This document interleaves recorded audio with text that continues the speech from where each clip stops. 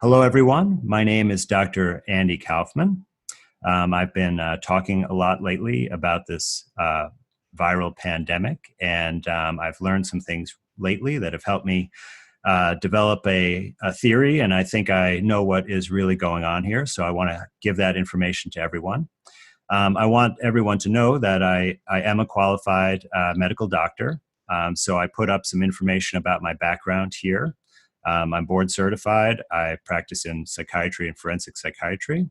I also do natural healing consultation.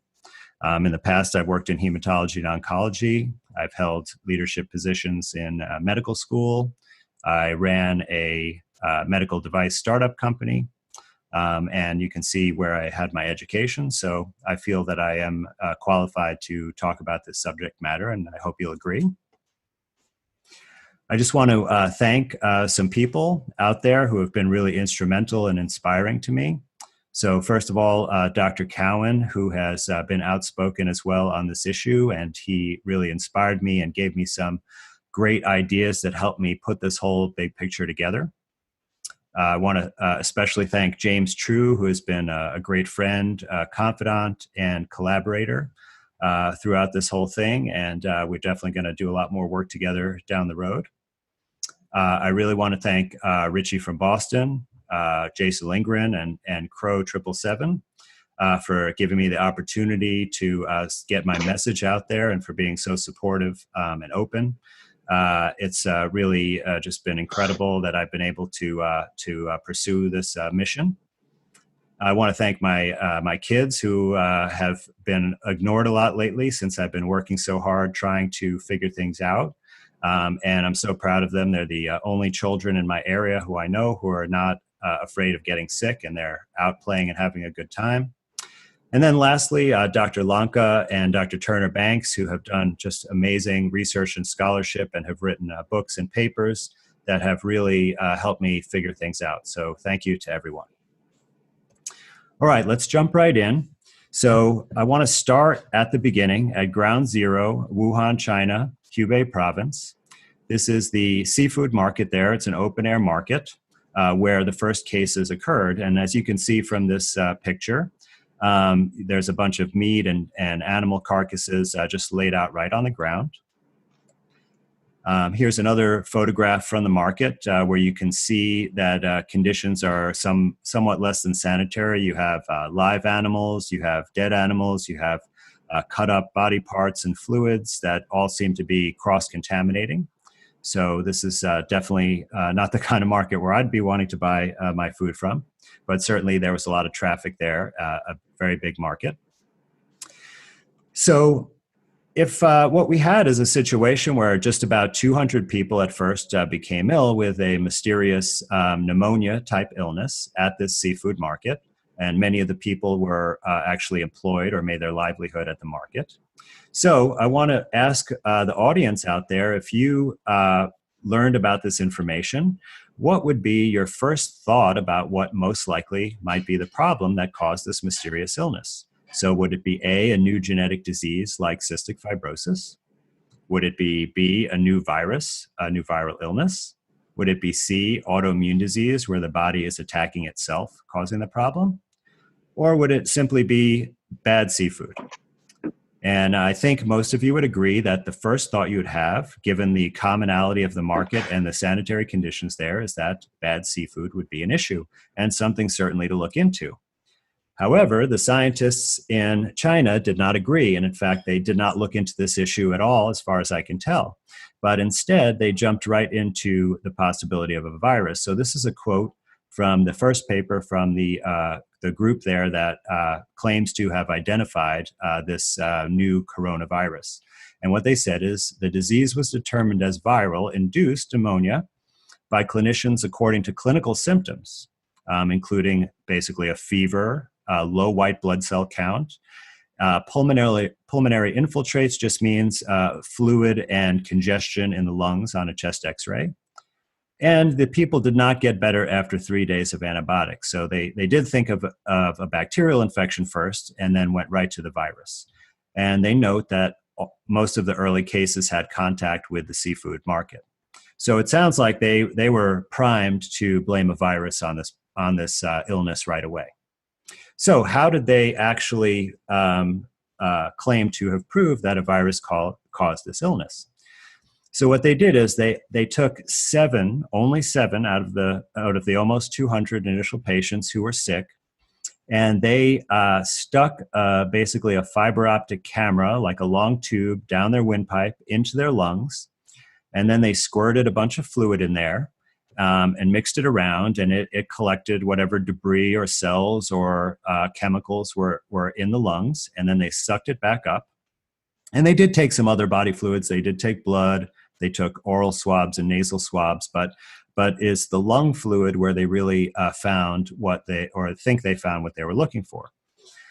So when they took this lung fluid out, they did not first try to find a virus in there and separate it out and purify it. But the first thing they did was find and separate some kind of genetic material. Quite an interesting strategy. And what they found was some RNA. But I'll tell you that in our bodies, at any given time, there is some free genetic material circulating around our blood and body fluids. And in addition to that, there are genetic material contained in various types of structures. So there's various types of vesicles, essentially just small little sacs of fluids that sometimes contain genetic material. There's also the normal bacteria that live in our body, including in the lungs, and they have genetic material. So there are quite a number of different sources of genetic material. So when they found this genetic material from the lung fluid, they then determined the sequence of it, which is basically the code of the genetic material. So they determined all of the base pairs and the order of that sequence. And then they rushed to rapidly develop a diagnostic test, which is a qualitative PCR, and I'll discuss that a little bit more in a moment. So in other words, before they really proved anything, they already developed a test. Okay, so why didn't they purify the virus, and how do they know what the source is of that genetic material? So it turns out that I was looking in a related area, and I found this study from last summer. And this study was trying to also develop a diagnostic test, but for lung cancer. And essentially, they used the same exact procedure. So they got the lung fluid in the same way with that bronchoalveolar lavage, and they collected that fluid. And out of that fluid, they isolated genetic material, and they sequenced that and they called it a possible biomarker, and this could be a test for lung cancer. So I thought it was quite interesting and coincidental that the same exact procedure was developing a diagnostic test for lung cancer as was developing a diagnostic test for this pandemic pneumonia. So let's look a little bit more in detail at this test. So this is that RT-PCR stands for, it's a mouthful, but it's reverse transcription polymerase chain reaction. And the RT part refers to that we're using it to amplify RNA rather than DNA. If we were using it to amplify DNA, it would just be called PCR. Okay. Now, I'll tell you some important things about this test. So the most important thing is it's not actually testing for the virus itself, it's testing for a sequence of RNA. Now, that sequence of RNA may be present in a virus, but it also may be present in other things. And so I'll give you an example, and I think I mentioned this before, but let's say we had a person that we wanted to identify. Okay, so James, I'm going to use you this time. So we want to be able to identify James out of a crowd, and we're going to send him to Yankee Stadium to a baseball game. But we're not going to look for James's face or any other part of his actual body. Instead, we're going to use a surrogate marker just like they're using for this test. So we're going to put a cap on James's head. And now we're not going to use the typical navy blue Yankees hat because there are going to be a million people with that, right? So we got a unique Yankees hat with pinstripes on it. So it's white with blue pinstripes. And we're going to have him put that hat on and then go into the stadium and disperse amongst the crowd. And then we have a team of 10 people that we're going to send out into the stadium looking for that hat. Okay, so we do this procedure. And lo and behold, what happens is we actually find 6 of these hats. Okay, so 6 out of 10 people find someone wearing this hat. So we go and identify if any of those people are James. And it actually turns out that none of them are James, because James doesn't like wearing hats. So once he got in the stadium, he gave his hat to some kid who would have liked it, and that was one of the 6 people that we found. So you see that when you are looking for something that's not exactly the thing you're looking for, but it's something that's associated with that thing, you have to really understand the relationship between what you're looking for and that thing. So in other words, we had to ask James, will you be comfortable wearing this hat the whole time, right? And then we also have to know, did other people buy this hat, or is this a one-of-a-kind hat? Right? So you can see it can be very misleading. We can get a lot of false results by using this type of method. So in order to mitigate that, and by the way, this concept was just drilled into us in medical school, that whenever you're evaluating a new test, that you need to compare it to the gold standard. And that's how you know if it's actually valid. So with this COVID-19 test, there has not been any gold standard test that this has been compared to, because the supposed COVID-19 virus has never been purified and visualized. So in other words, if we were able to take people who are ill with this pandemic pneumonia and take their lung fluid, and from that purify out a virus particle that we could identify, and once we purified that, we could actually take the genetic material right from that particle, so we know that it came where it came from. We know it didn't come from anywhere else, because now we have a pure sample of only these particles. Then we would be able to have a gold standard. And so the way you would test this PCR is you would have a group of sick patients, and then you would have a control group of healthy patients. You would perform the gold standard test, so you'd be able to identify the virus out of each of those patients. And then you would compare the results of the PCR test to that gold standard. And that is really critical, because it would allow you to determine or calculate an error rate, because no test is perfect. It's also very, very important that you have that control group, because that control group would not have the virus present at all, and would also should have a negative PCR test. And that's very important in order to help you calculate these error rates. So one example of a type of error that I think we'd be very concerned about with this test, because we don't want to be mislabeled as being positive for this alleged virus and then risk being quarantined or perhaps even detained. So we want to know the accuracy. Now, there was a paper that came out where they had to estimate the false positive rate, because you can't calculate it since there's no gold standard to compare it against. And they actually reported an estimated rate of 80% in people without symptoms. So what that means is, if you got tested, let's say you were exposed to somebody who tested positive, or you traveled or something like that, and you want to get tested, or you're asked to get tested, there would be 4 out of 5 times that there was a positive result, there would actually be no illness. So this could be a real big problem. It certainly could vastly overestimate the number of cases, and also could have a lot of consequences for you based on this quarantine situation. So just to talk generally about what the PCR test, because there's actually additional error even beyond what I've described. So what this test does is it's really just an amplification strategy. And the reason this is necessary is because we're kind of looking for a needle in a haystack. We might only find a few copies of this genetic material, and if there's only a few copies, we just can't detect it out of all of the other stuff that's in the fluid. So what this does is it's a reaction that actually replicates the strand of RNA, and it makes a copy. So it makes from 1 to 2. So you would run a cycle of this reaction, and you'd go from, say, 1 copy to 2 copies. Then you would stop the reaction and then start another cycle by adding some more materials, and then you go from 2 to 4 and repeat it again, 4 to 8, and so on and so on.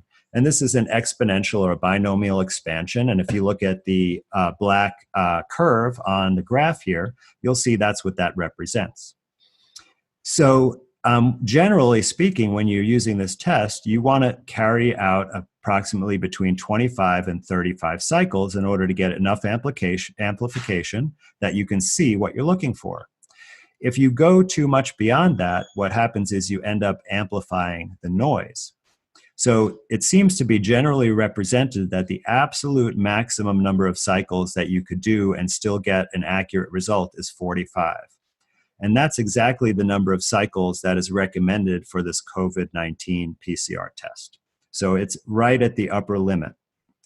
And I'm going to share this quote with you from another article about PCR. It says, what PCR does is to select a genetic sequence and then amplify it enormously. It can accomplish the equivalent of finding a needle in a haystack. It can amplify that needle into a haystack. Like an electronically amplified antenna, PCR greatly amplifies the signal, but also greatly amplifies the noise. Since the amplification is exponential, the slightest error in measurement, the slightest contamination, can result in errors of many orders of magnitude. So this is not a very accurate test, especially when you're pushing the number of cycles to get so much amplification. Just a slight mistake can result in false positives. And I think that's what we've been seeing. So I'm going to change gears now a little bit and talk about something different, something that most of you have never heard of whatsoever, and it's called exosomes. And I'm going to talk about what they are and why they're relevant for this discussion. So exosomes are something that is naturally occurring in the body. So I have this diagram here, and if you look at the top right of the diagram, you'll see that this is a normal cell here outlined, and inside the cell you have these vesicles. And inside of our cells there are a number of different little organs. They call them organelles, and they're generally contained by a membrane. They come in different shapes, but lots of them are in this structure. It's essentially like a spherical blob that has the same membrane as is the outer membrane of the cell, a lipid bilayer membrane, and it can contain various types of chemicals.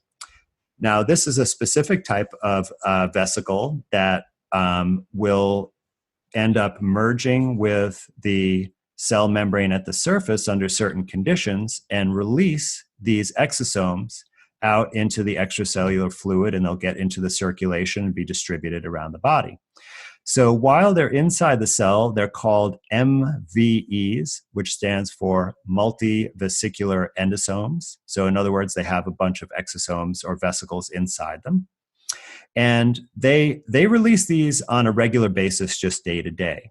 And there are many things, though, that can induce this process and accelerate it and increase the number of exosomes that it releases outside of the cell. And so these exosomes leave the cell, and you see they have these little squares on them. And these little squares are like a lock. And what they do is they go around the body through the circulation, and they're looking for the right key to fit their lock. And that's called the target cell. And depending on what kind of cell releases them, they might have different keys and different locks, so they're targeted to different parts of the body. And these are mostly thought to involve communication. So communication between one cell and another cell, between one part of the body and another part of the body. And they can have many functions in this communication, which I'll get to momentarily. So here on the left, this is an electron micrograph, or a picture from an electron microscope of exosomes. And you can see here an exosome budding out of the cell. And it's essentially a spherical or circular, this is a cross section, so this is like a slice of the tissue, where on the periphery there are like these kind of globular densities or little dots or circles, right? And inside the cell here where it says MVB, these are the same as MVEs. That's where all these exosomes are when they're inside the cell before they bud out.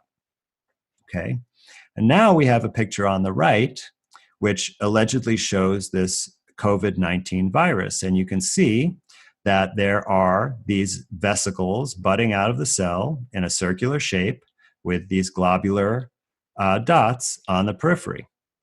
So essentially, it's the same thing. Now, you might think that this looks a little bit fuzzier on the exosomes and it looks a bit sharper in this picture. And I want to tell you that the reason for that is because when you're cutting these thin sections of tissue to make these slides, you're using this device called a microtome. It's like a vibrating razor blade. And it's technically difficult, and sometimes the tissue doesn't cooperate well, or sometimes the person is less skilled, and you might not have a perfect slice. On this COVID-19 slide, this is, I've not seen a better slice than this. It's absolutely perfect. The one on the left is a little bit thicker, and so that's why it looks a bit fuzzier and less sharp, but essentially you're seeing the same exact thing. And I want to take a look at the same comparison when we see both of them inside of the host cell. Okay, so on the bottom left here, this is a COVID-19 cell. And you see right here is supposedly this is the virus particle inside the cell. And once again, you see a circular shape. And inside, you see these round globular aggregates. Okay, now look at the top right. And this here is showing you this is less magnification, and this is actually a nerve cell. And this is the MVE. So these are a bunch of exosomes inside here. And you see a circular structure filled with these globular particles. So once again, same thing, also same size, both about 500 nanometers in diameter. Okay, you see the scale lines here, so you can see for yourself. So now we have a series of 2 comparison photographs under electron microscope of the virus and an exosome outside the cell, and a virus and an MVE inside the cell, and you can see that they are identical in appearance. So let's look at actually some physical parameters of these and continue our comparison. So I've mentioned a little bit that they are roughly the same size when they're inside the cell, same size when they're outside the cell. Now there is some variability here. I've looked at lots of these photographs, and I see in both cases there is some variability in the size. So these numbers are not precise, but in every case they are essentially compatible in their range of sizes. Now also the receptor, now this is a key thing. Now remember I mentioned that lock and key mechanism. Well, actually with the COVID-19 papers, they have discovered that on its surface it has a receptor for ACE2. Now ACE2 is an angiotensin converting enzyme. It's an enzyme in our bodies. One of its functions is that it works with the kidney to regulate blood pressure, and there are blood pressure medications that inhibit this enzyme. But in this paper, what they said is that this receptor is actually how the virus invades the cells.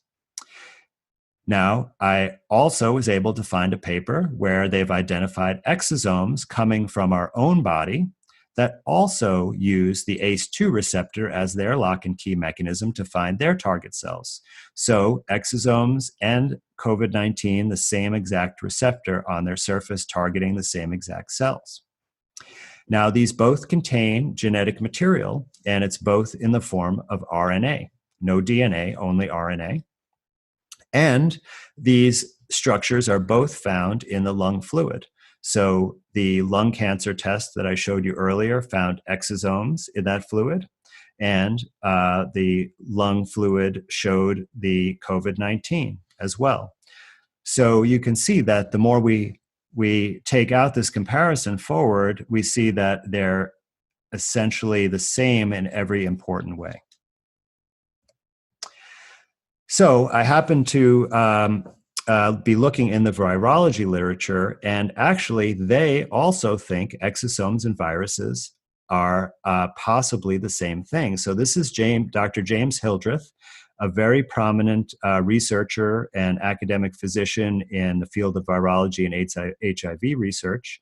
He's currently the president and CEO of Meharry Medical College, but he was a full professor at Johns Hopkins, and he wrote this paper with 2 of his colleagues there. And what he said, and I quote, "The virus is fully an exosome in every sense of the word."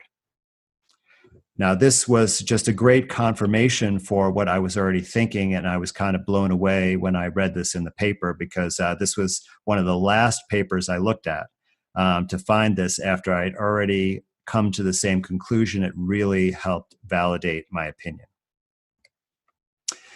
So what is it that causes us to make more of these exosomes and throw them out into our circulation?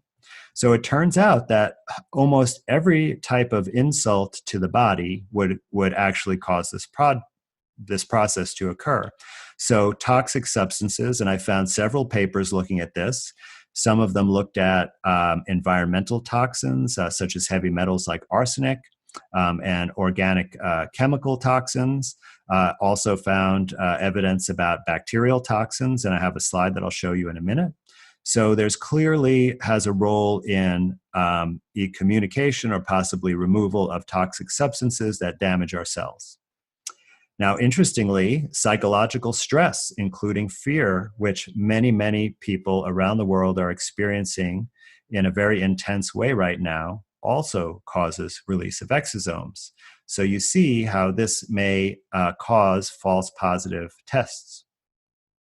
Cancer, as I mentioned before, lung cancer has many exosomes. Ionizing radiation, infection, injury, in fact, any type of immune response, so whether it be to injury, infection, or another disease. Asthma. Now, many papers just said that exosomes are induced by disease, and they didn't mention anything specific, and they seem to be implying that virtually any type of disease can cause this process. Now, I really wanted to find evidence that EMF would induce exosomes, but unfortunately I could not find a paper on this. But I want to say to all of the people in this field of research on exosomes that this would be an excellent contribution to the literature if you were to look at this issue, if various, especially microwave radiation like 5G, would cause this as well. So I want to talk about the second paper, because this is going to help us merge these two ideas of a virus and an exosome, and are they the same thing? So this is also from the group in China. This one is published in the New England Journal of Medicine, and they had a slightly different protocol, but essentially it was very similar. So what they did is, once again, they did that procedure to get the lung fluid, and then they centrifuged it and just took the fluid. So any cells from the host, like any lung cells that might be in there, or bacterial cells, would be stuck in a pellet in the bottom of the test tube, and they just took the fluid off the top, assuming that if there were viral particles, they'd be in that fluid. But they didn't actually then try to purify the virus out of that fluid. Instead, they mixed it with cells that they took from a person who had lung cancer surgery, and they incubated it with the lung cancer cells. Now, you remember I said earlier, and I showed experimental evidence, that lung cancer cells make exosomes. So when they then purified particles after incubating this fluid with the lung cancer cells and then examined them under the microscope, well, were they looking at viral particles, or were they looking at exosomes? And I have two images below, and one is supposedly the viral particle from this paper, and the other is an exosome. Can you tell the difference? Here is another slide showing the functions of exosomes as they can remove toxins. So in the upper right here, these green cells are actually bacteria. And by the way, this image, all electron micrograph images are always in black and white. If you see an image like this has been colorized after the fact, and they did that to help you identify what is what. So I think this is actually quite a nice approach, and this is a real slide. It's very different from some of the slides that you've seen that are just computer graphics that are made by an artist. So these particles that they colored purple are the toxins released by the bacteria, and if they were allowed to contact the cell membrane, they would actually bore little holes in there, and the cell's contents would leak out and it would die. So what's happening is that the cell put out these yellow exosomes once it realized these toxins were there, and you see they're all budding out of the central area of the cell, and you can see they're basically swallowing up the little toxin particles. And so in this experiment, what they actually did is that they found that when they mixed cells with the bacteria, if the cells put out the exosomes that ate up the toxins, then the cells survived. If the cells were mixed with the bacteria and they did not put out the exosomes, then the cells died. So this was done, in a petri dish, not in a person, but so we can't say for sure, but what this is really telling us is that these exosomes help us clear these toxins so that they don't damage our tissue. So a very important function. I also wanted to take a quick look because there have been some recent reports that people who have been ill are having rapid recoveries with a couple of non-traditional treatments. Like, these are not things that would typically be thought of by the medical establishment to use for a quote-unquote viral illness. But there are certainly reports. There was a doctor in New York City who claimed that he cured several hundred patients with hydroxychloroquine. I think he combined it with zinc. Now, hydroxychloroquine was originally a drug for malaria, but it's used in the United States primarily for diseases like rheumatoid arthritis and lupus. And it is not known how it works in those illnesses. And in my experience, it doesn't really work at all in those illnesses. However, there has been a bunch of research trying to figure out what this drug does. And I read a review paper on this, and I found quite an interesting thing. So there are studies that show that this drug can release lysosomal enzymes. So I'll tell you that the lysosome is basically the garbage dump of the cell. So it's another one of these vesicles or sacs, and it has all these enzymes that basically just chew everything up, similar to what happens in your gut when you're digesting food. And any trash that is not working anymore, right, like proteins that have degraded or DNA that was copied in error or things like that, they get sent to the lysosome for destruction and recycling. So it breaks it down into the basic constituents and then is able to send it back to the factory part of the cell where it could be reused to make new molecules. But in the case of this drug, what it actually does is release these enzymes out of the compartment in the cell and into the cell cytoplasm. And this can actually be quite damaging to the cell itself. However, if the cell has been inundated with some kind of toxic substance, these enzymes could help break that down so that the cell could survive. So I think that may be actually how it's helping these patients. Now, vitamin C is the other one that has been reported to be quite successful. And a lot of people think that vitamin C really works by, quote unquote, boosting the immune system. Now, it does have an effect on some of the immune regulatory function, but I do not feel that that's really how it helps in these conditions. In my opinion, it is the antioxidant properties of this drug and possibly the blood thinning qualities that is what really helps this illness. So when you have a toxic exposure, oftentimes that toxin will cause what's known as oxidative stress or free radicals. And we're all familiar with, that it's recommended to take antioxidants and, eat special kinds of berries and things like that. But not too many people understand what that's really doing. But what it does is it kind of acts like a neutralizing sponge for these free radicals. It just soaks them up and quelches them. And what the free radicals do is they have like a chain reaction. It's like they tag someone and make them a free radical and tag the next person and make it a free radical. And then all these molecules end up falling apart and making a huge mess. And the cells can't function. So the vitamin C stops that process dead in its tracks and reduces that damage and prevents further damage. And in my opinion, that's how it works for this type of acute illness. All right, so I'm going to tie this all together, everything I've told you tonight, into what I think is really going on here. So what I think is happening is that, first of all, as I've reported quite a bit, there are really not pandemic levels of people getting sick and dying from whatever's going on. The numbers are far less than a typical flu season. However, there clearly are some people who are getting sick. What I believe is causing this illness is that there is some kind of insult that occurs that causes the damage, and then there is a reaction to it, which is the production of exosomes. And when we are testing for this supposed virus, we are actually testing for these exosomes, which confirms that there's some kind of unhealthy process going on in the body. Now, I talked about the things that can cause production of the exosomes, and I believe that those represent the cause of the illness. And I think that the possibilities are that there is some kind of poison. Certainly, there's lots of precedent for a pneumonia-type illness coming from inhalation of toxic substances. There could be the stress and fear could be the cause.